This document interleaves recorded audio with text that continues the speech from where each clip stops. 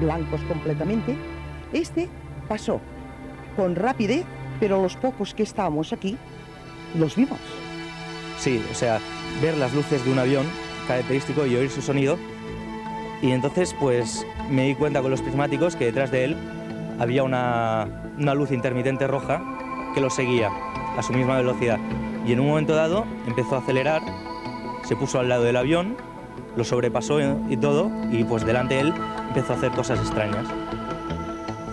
Y lo que fue curioso es que se paró en seco y iba a una velocidad bastante más alta que la de un avión convencional, ¿no? O sea que para mí son ovnis. Y fue precioso.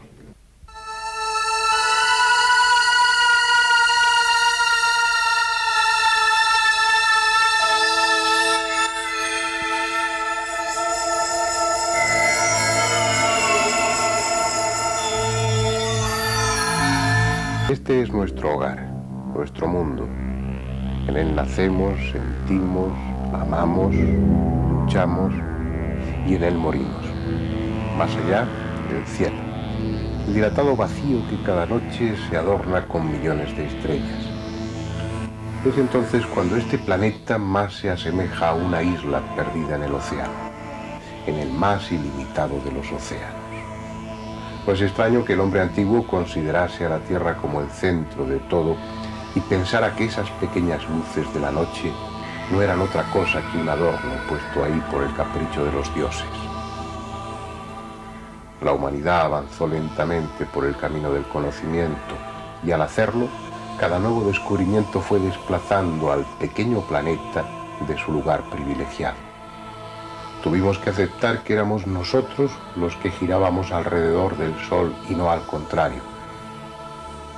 Después, nuestro orgullo sufrió un nuevo quebranto al descubrir que ni siquiera el Sol era el centro del universo y otros muchos soles le acompañaban en un espacio cada vez más complejo y extenso. El sistema solar del que formamos parte ocupa una extensión de 12.000 millones de kilómetros de diámetro. Una medida que a escala humana resulta abrumadora, pero que a nivel cósmico es casi despreciable. Nuestro Sol, con sus 9 planetas, apenas es nada dentro de la galaxia de la que formamos parte. Un cúmulo estelar constituido por 200 o 250.000 millones de soles. Pero es que esa galaxia que llamamos Vía Láctea y a la que pertenecemos, con su diámetro de 400.000 años luz, es, a su vez, una tenue mancha de luz en el espacio. Una más entre los centenares de millares de millones de galaxias que constituyen el universo conocido. Plantear a la luz de esos datos que la Tierra es el único lugar con seres inteligentes es tan estúpido como narcisista. Desde la perspectiva de una cantidad ingente de soles con planetas girando en torno a ellos, es inevitable pensar que hay otras culturas, otras civilizaciones en diferentes grados de evolución.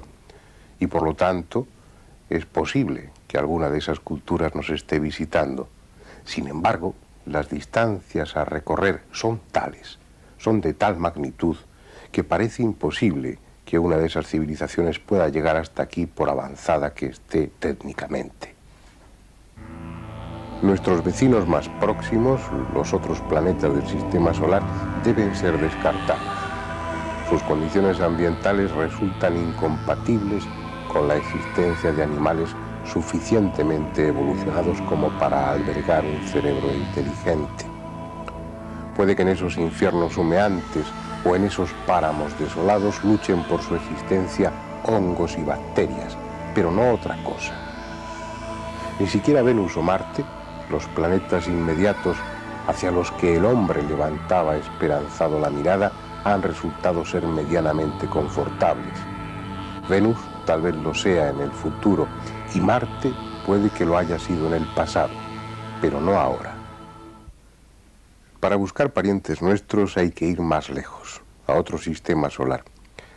La estrella más cercana, en realidad a un sistema estelar formado por 3 estrellas, es Alpha Centauri, que está a 4,29 años luz de distancia. Vamos a suponer que en ese sistema exista un planeta habitado. Y puestos a suponer, imaginemos también que uno de esos planetas tiene una civilización, una cultura que ha alcanzado un nivel de desarrollo escalofriante, suficiente como para lanzar sus naves a una velocidad de 10 millones de kilómetros por hora. Para que se hagan una idea, a esa velocidad, yendo de la Tierra a la Luna, se tardaría unos 2 minutos aproximadamente, lo que no está nada mal. Pues bien, a esa velocidad de 10 millones de kilómetros por hora, una nave tardaría 456 años en llegar desde Alpha Centauri hasta aquí. Pero lo más probable es que en ese sistema solar no haya civilización alguna y sea preciso ir a buscarla más lejos. Teniendo en cuenta la magnitud de las distancias a recorrer, a los científicos escépticos no les falta razón cuando niegan la posibilidad de que estemos siendo visitados por extraterrestres. Pero los científicos escépticos pueden equivocarse. De hecho, se han venido equivocando tenazmente desde hace millares de años, y la ciencia ha avanzado a costa de ir enmendando sus errores. Además, a estas alturas no se puede negar la evidencia proporcionada por millones de testigos y todo tipo de pruebas. Así pues, o existen otras formas diferentes de recorrer el universo a las que imaginamos, o ellos, los tripulantes y los ovnis, son tan de aquí como nosotros mismos.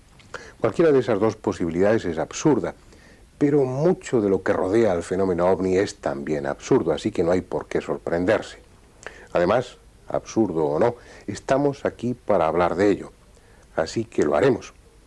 Y comenzaremos por el principio, un principio que inevitablemente nos lleva a referirnos a Kenneth Arnold. Este es nuestro hombre, un pequeño empresario de Estados Unidos que el 24 de junio de 1947 despegó con su avioneta del aeropuerto de Chenalis, en el estado de Washington, con rumbo a Yakima, en ese mismo estado. No tenía prisa y se desvió para intentar localizar los restos de un avión de la Marina que se había estrellado en el monte Rainier. Y cuando llevaba 2 o 3 minutos en ese nuevo rumbo, los vio. Eran 9 objetos brillantes que volaban en dirección norte-sur a una altura de 3.000 metros. En un principio pensó que se trataba de un nuevo tipo de aviones sin timón de cola, pero al realizar una maniobra de giro, los 9 objetos mostraron su auténtica forma, casi circular, y la ausencia de hélices o de toberas. Ese día se acuñó el término platillos volantes, que tanto molesta a algunos ufólogos, pero el término no surgió para describir la forma, sino por algo diferente. Cuando a Kenneth Arnold le preguntaron los periodistas sobre los objetos y su forma de desplazarse, él dijo que se movían en el aire describiendo parábolas y puso un ejemplo. Dijo, igual que cuando se arroja un platillo sobre la superficie del agua y se va moviendo tangencialmente a ella. La forma de esas naves, tal como Arnold las describió, era algo diferente a la de un platillo, con una parte delantera circular y ligeramente triangular por detrás. Probablemente tampoco esa descripción fue del todo exacta, porque unos días después, el 7 de julio de 1947, otro norteamericano, William Rhodes, fotografió un ovni muy parecido, y cuando Kenneth Arnold publicó un inevitable libro sobre su experiencia, los ovnis que ilustraban la portada eran como el que fotografió Rhodes. Pero aunque el testimonio de Arnold figure el primero en la historia actual del fenómeno ovni por la gran difusión que alcanzó, lo cierto es que otros los vieron antes. Por ejemplo, 3 días atrás, el 21 de junio de 1947, se vieron 6 objetos volantes no identificados sobrevolando la isla de Maury, en el estado de Washington, Y también ese mismo día los vieron en el estado de Oklahoma. Y el día 24, cuando Arnold vio los suyos, hubo otro testigo, Free Johnson, que siguió con su telescopio las evoluciones de 6 ovnis sobre los montes Cascadas, a unos 200 kilómetros del monte Rainier. Para el caso poco importa quién fuera el primero.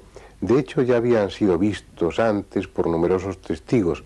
Lo que pasa es que su origen se atribuía a otras razones. Por ejemplo, eso fue lo que sucedió en Los Ángeles la noche del 25 de febrero de 1942.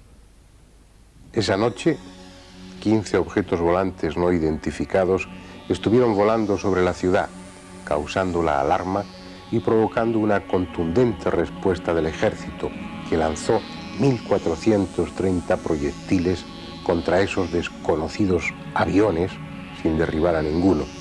En la fotografía se ve a 2 de los objetos iluminados por los reflectores y junto a ellos las explosiones de los proyectiles antiaéreos lanzados.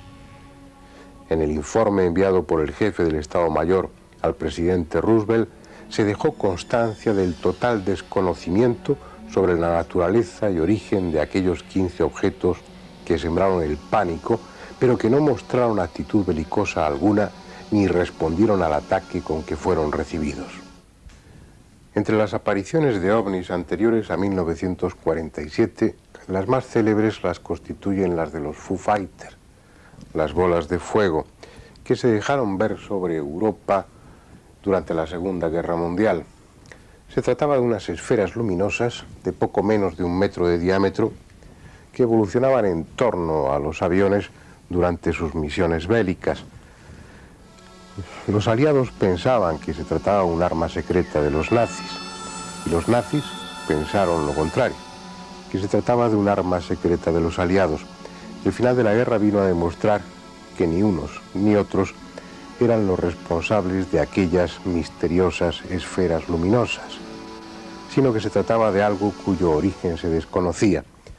De aquella época se conservan 2 fotografías, 2 viejas fotografías ya clásicas, en las que pueden verse, aunque no muy perfectamente, a esos Foo Fighters junto a los aviones de guerra. Esta es de 1944. En primer término, un avión alemán que volaba sobre Austria en una misión de reconocimiento, y más arriba, como un fantasma, el Foo Fighter que estuvo evolucionando en torno al avión. Esta es de 1945. Se aprecian las formas inconfundibles de 2 Stuka alemanes y entre ellos 2 de esas esferas luminosas. Este tipo de ovnis se han seguido viendo desde entonces, a veces en el interior de las casas, atravesando las paredes, como si en efecto se tratara de esferas de energía sin soporte material alguno.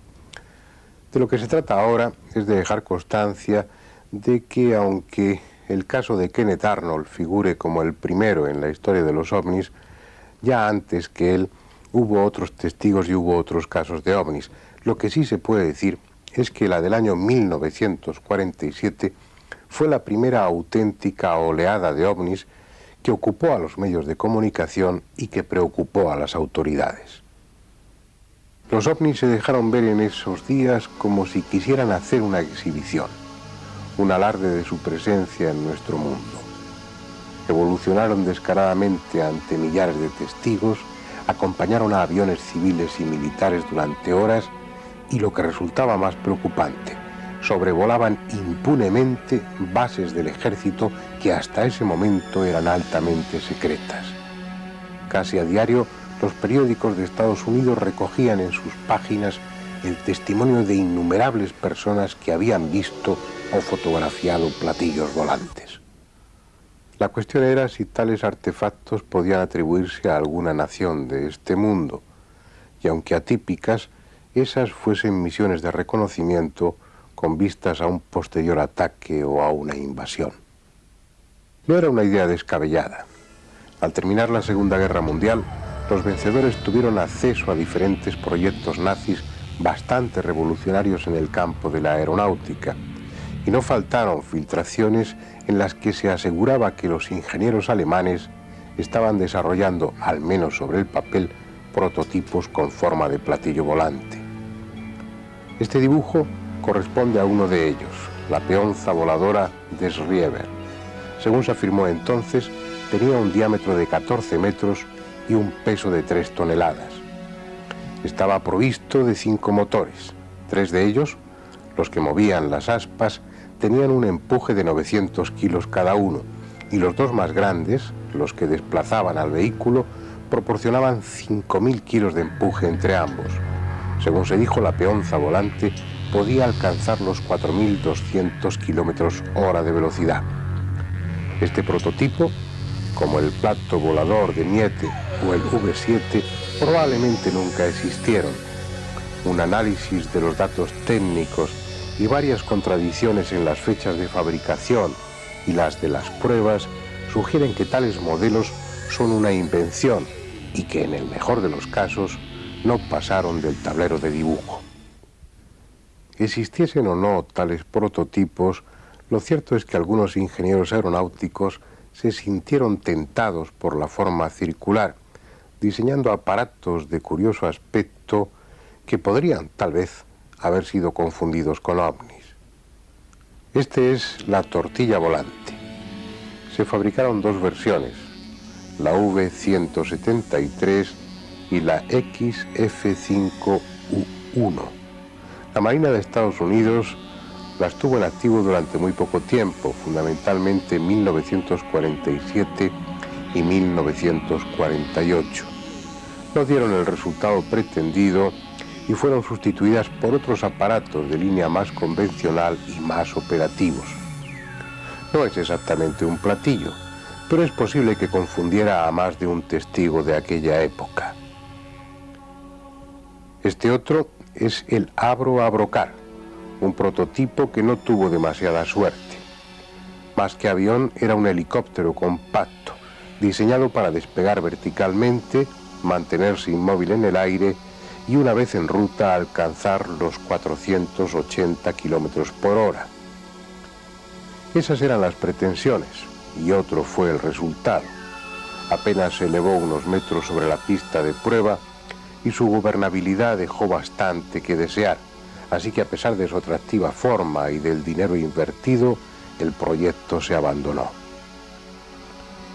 Desde esos años, la tecnología aeronáutica ha evolucionado sensiblemente, alcanzándose velocidades impensables hace 4 décadas.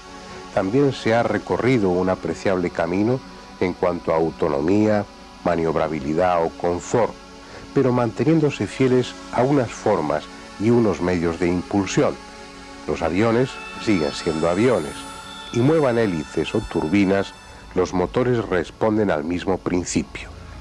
Los ovnis, en cambio, son otra cosa. No hay alas ni timones, no hay hélices ni toberas. Nada interrumpe su bruñida superficie. La tecnología que mueve esas naves no es más adelantada que la terrestre, es radicalmente distinta. Para alcanzar ese nivel, los humanos tendríamos que seguir un camino diferente al que hasta ahora hemos seguido. La información acumulada en estos largos 40 años no permite deducir cuál es la fuente de energía que anima a esos extraños vehículos, pero sí parece claro que su sistema de vuelo nada tiene que ver con la aeronáutica, esto es, con la navegación en el aire, sino que se basa en principios muy diferentes. Ellos actúan como minúsculos planetas dotados de su gravedad propia. Son pequeños imanes en relación con otro imán gigantesco que es la Tierra. Y cambiando o no de polaridad, consiguen ser atraídos o rechazados por ese imán y equilibrando ambas fuerzas consiguen mantenerse inmóviles en el aire. Esa autonomía gravitacional les permite realizar maniobras impensables para un avión o un cohete convencionales, como pasar de una velocidad de varios miles de kilómetros hora a una velocidad cero en un instante, o hacer la maniobra contraria, descrita con mucha frecuencia por los testigos, esto es, pasar de estar en la inmovilidad a moverse a una enorme velocidad sin aceleración progresiva. En la misma línea, pueden considerarse otro tipo de maniobras también observadas frecuentemente, como su trayectoria en ángulos sin disminuir la velocidad. Otro dato a favor de esa hipótesis son los cambios de coloración y luz en torno a los ovnis, que parecen relacionarse con su velocidad y la ionización del aire alrededor del objeto, consecuencia probablemente de un campo electromagnético muy intenso. El hecho es que los ovnis producen perturbaciones claras en su entorno, como objetos físicos que generan una intensa energía. Uno de los efectos estudiados desde hace años por su relativa frecuencia son las huellas, consecuencia de sus aterrizajes o de su proximidad al terreno. Huellas habitualmente circulares en las que el pasto, los insectos o la tierra misma resultan afectados. Cualquiera de esas huellas podría servir de ejemplo. Voy a referirme a una que tiene la ventaja de permanecer visible a pesar de los varios años que han transcurrido desde que se produjo. Está en un cerro llamado El Pajarillo, a pocos kilómetros de la ciudad de Córdoba, en Argentina. Fue producida por un ovni que sobrevoló la región en enero de 1986. Estas son fotografías de entonces, publicadas por la prensa especializada. Probablemente, dado que la huella es elíptica, el ovni no la causó por un aterrizaje, sino desde el aire, o por efecto de ese campo electromagnético al que antes aludía, o por uno de esos haces de luz coherente que a veces proyectan esos objetos desde su parte inferior. Una extraña huella. En su día el pasto estaba quemado ligeramente, chamuscado, pero de arriba a abajo y sin haber ardido. Los insectos y pequeños animales que habían quedado dentro de la huella estaban secos, deshidratados, como si un calor súbito e intenso hubiera evaporado en unos instantes todo el líquido de sus tejidos. Al cabo de unas pocas semanas el pasto volvió a crecer, y más vigoroso que antes. Sin embargo, el ganado lo rechazaba. Comía el pasto de alrededor, pero no el del interior de la huella. Ni siquiera entraban en ella, como si su instinto captara algo nocivo. Pero lo extraordinario es que un año después se produjo un incendio en el cerro, un incendio normal, y todo el pasto ardió, excepto el de la huella, tan crecido y aparentemente combustible como el resto. A pesar de todo, las hierbas y la tierra de la huella no mostraron nada especial cuando fueron analizados en el laboratorio. La razón de su incombustibilidad y el alejamiento del ganado no pudo ser aclarada. Cuando estuve allí habían transcurrido casi 4 años desde que se produjo la huella, desde que el ovni dejó aquella elipse sobre el cerro. No se diferenciaba del resto del pasto de aquella zona nada más que por el color, ligeramente más claro en el interior de la huella, pero ya el ganado no la rechazaba. De hecho, mi propio caballo estuvo caminando por el interior de la huella con toda tranquilidad. Sin embargo, algo diferente seguía ocurriendo. El ingeniero de sonido y yo comprobamos que en el interior de esa elipse, de esa huella, solo en el interior de ella, se producían interferencias en la pequeña emisora del micrófono. Todo indica que 4 años atrás aquella zona había estado sometida a un campo electromagnético de una intensidad extraordinaria. Sin embargo, aunque llamativos, esos hechos del Cerro Pajarillo apenas son nada, comparados con otros efectos físicos que acompañan a la presencia de los ovnis. Efectos físicos que en ocasiones pueden llegar hasta dejar a oscuras a millones de personas. Eso es lo que probablemente sucedió un día muy especial, hace más o menos 25 años, el 9 de noviembre de 1965. Ese día, exactamente a las 5:28 de la tarde, Nueva York quedó a oscuras. Ni una luz en las calles y en los edificios. Los ascensores y el metro detenidos en su recorrido. Oficinas, comercios, cines, todo lo que dependía de la energía eléctrica quedó esa noche paralizado. Pero no solo fue la ciudad de Nueva York. A esa misma hora, las 5:28 de la tarde, gran parte de la costa nordeste de Estados Unidos y una considerable extensión de Canadá quedaron también sin energía eléctrica. 36 millones de personas se vieron afectadas por el gigantesco apagón, desde las 5:28 de la tarde hasta las 5:28 de la madrugada. Durante 12 horas exactas, la quinta parte de los habitantes de Norteamérica carecieron de energía eléctrica. ¿Cuál fue la causa? En los primeros informes dados a los medios de comunicación se dijo que todo se debía a una avería eléctrica producida en una línea cerca de las cataratas del Niágara, pero esa primera información y otras que se dieron después a la prensa fueron posteriormente desmentidas. Finalmente, a las 10 de la mañana, se llegó a la conclusión de que el problema estaba localizado en la subestación de Clyde, a 15 kilómetros de Siracusa, en el estado de Nueva York. Sin embargo, cuando los técnicos llegaron allí, no encontraron avería alguna.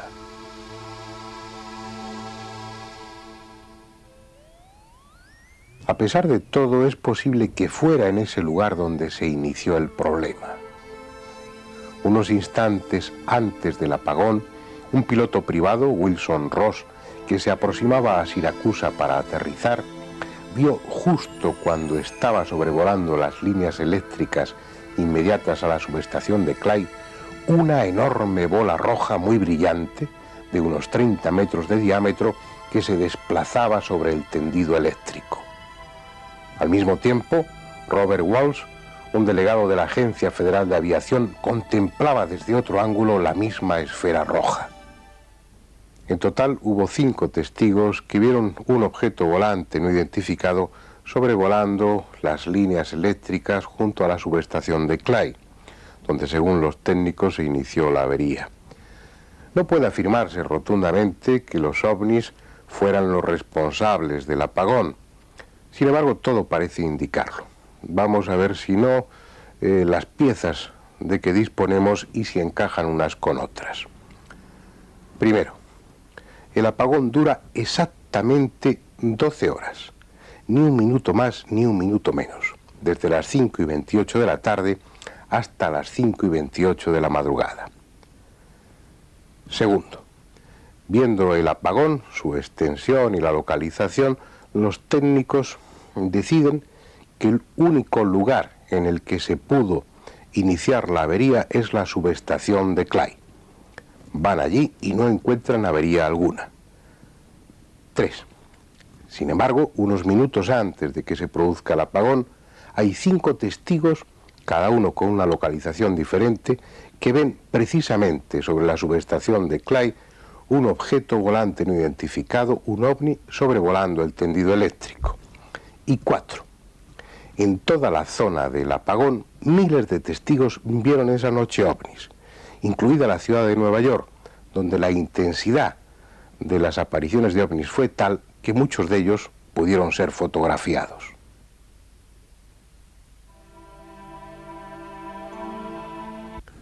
Fueran o no los responsables del célebre apagón, lo cierto es que los ovnis fueron los auténticos protagonistas de esa jornada, porque estuvieron en todos los lugares y en todos los momentos más importantes.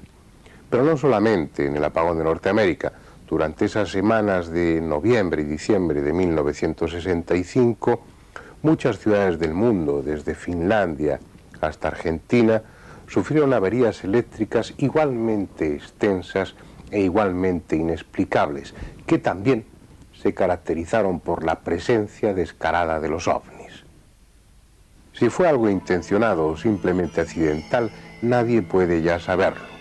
Pero en cualquier caso, se trata de fenómenos que se relacionan con el bien conocido efecto electromagnético producido por la proximidad de un ovni. Algo que induce a pensar en ellos como máquinas y no como alucinaciones. Máquinas prodigiosas, desconcertantes, pero tan materiales y tangibles como cualquiera de nuestros aviones. En los centros de seguimiento y control aéreo lo saben bien. Esas naves de origen desconocido, tan ajenas a nuestra técnica y que, según muchos, proceden de lejanos rincones del universo, han dejado sobre las pantallas de radar sus inquietantes huellas. En la mayoría de los casos en que aviones civiles o militares se han encontrado cerca de un ovni, hay que añadir al testimonio de las tripulaciones el otro testimonio frío y objetivo de las pantallas de radar, donde el objeto volante no identificado ha dibujado su trayectoria. No son imágenes holográficas ni fantasmas fabricados por el inconsciente colectivo, como sugieren algunos. Son, al menos en la mayoría de los casos, máquinas.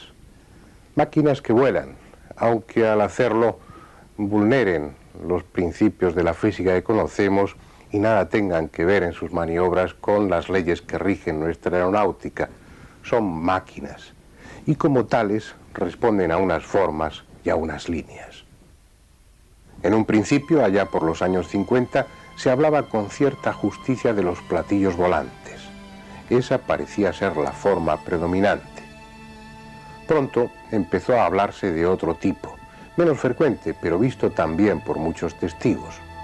Naves cilíndricas de gran tamaño, enormes cigarros que parecían corresponderse con el concepto de nuestros portaaviones. Esos ovnis de varios centenares de metros serían los encargados de recorrer las tremendas distancias interestelares, llevando en su panza pequeñas naves de exploración, los familiares platillos, mucho más funcionales para moverse en nuestra atmósfera. Parecía un planteamiento coherente, pero no duró mucho tiempo. Pronto había ya muchos testimonios que empezaban a referirse a ovnis con otras formas diferentes, y en tal cantidad que los investigadores que en un principio se mostraban escépticos, finalmente tuvieron que admitir que junto a ovnis con forma de platillo y ovnis con forma cilíndrica, había otros con forma triangular, con forma esférica, con forma ovoide, con forma prismática y en general casi con cualquier forma imaginable. A los testimonios se fueron sumando las pruebas fotográficas y el tema de la clasificación se hizo cada vez más difícil para los ufólogos, porque además de las diferentes formas, se añadieron detalles accesorios: ventanas, antenas, cúpulas, colores. No hay razones para negar a los ovnis la posibilidad de adoptar cualquier forma. Su medio de propulsión no requiere que tengan líneas aerodinámicas. El problema está en que esa diversidad de formas parece señalar múltiples orígenes. No se trataría de naves que llegan hasta aquí desde un lejano planeta, sino desde centenares de ellos en los más diversos puntos de la galaxia, lo que para los escépticos no es ya improbable, sino imposible. Sin embargo, los hechos son así, y si bien se mira, tan difícil es que lleguen hasta aquí desde un lugar que desde 100 lugares diferentes. Tan difícil o tan fácil. Al fin y al cabo, el número de posibles planetas habitados es tan descomunal que puede haber en esta galaxia, en nuestra galaxia, 1 millón de planetas habitados por una civilización con un buen nivel técnico. Además, debe haber otra forma de recorrer el universo, puesto que nos están visitando.